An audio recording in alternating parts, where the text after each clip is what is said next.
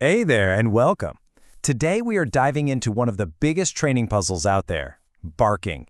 But here's the thing, we're not just going to talk about how to stop it. We're going to explore how to understand it, how to get it on cue, and how to turn it into a real conversation with your dog. So let me ask you this. Do you want to transform that barking from pure chaos into an actual useful conversation? Because that's the plan.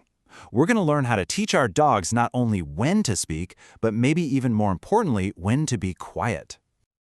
All right, let's get into our first section, the foundation.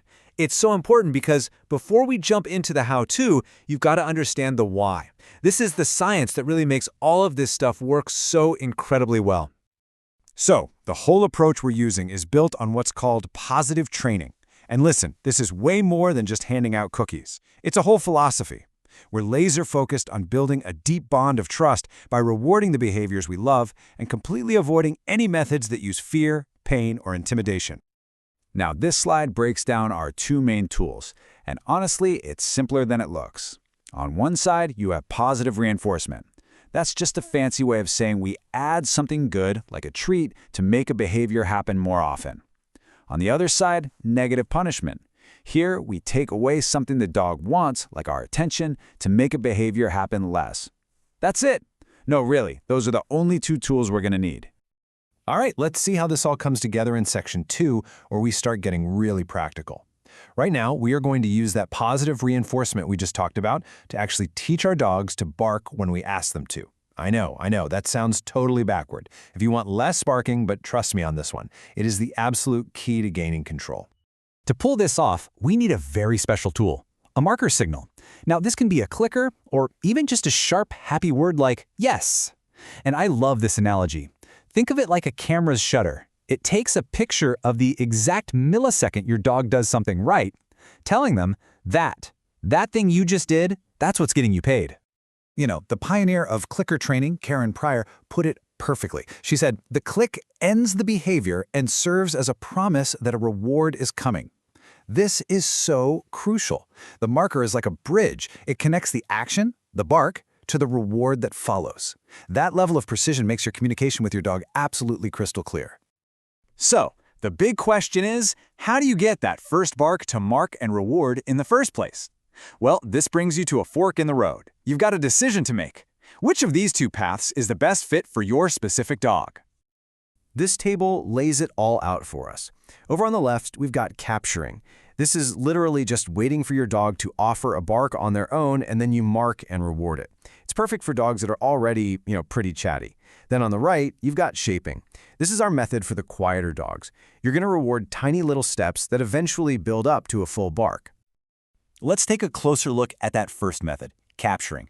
This is the express lane. If you've got a dog that already barks when the doorbell rings or when they get super excited, you're basically just catching a behavior they already do and putting a name on it. And the process couldn't be simpler. First, get your clicker and some amazing treats ready to go. Second, find a trigger, like a knock at the door, to get just one single bark. Third, the instant you hear that bark, you mark it with your click or your yes. And finally, you deliver that awesome reward. Seriously, the timing of that mark is everything. Okay, but what if your dog is the strong, silent type? Well, that's where shaping comes in, and it's actually a really cool process.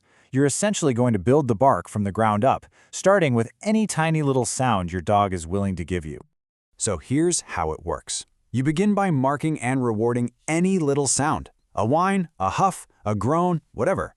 Once your dog starts offering that sound on purpose, you begin to raise the criteria. That means you start waiting for something just a little louder or a little closer to a bark before you mark and reward. It takes patience, but over a few short sessions, you can shape those little grunts into a full-on bark. Okay, amazing. You've put the bark on cue. That's a huge step, but that's only half the battle. So let's move on to Section 3, which I call the art of reinforcing silence. Because let's be honest, a speak command without a rock-solid off switch is, well, it's not very useful, is it? So here's a really common way to teach quiet.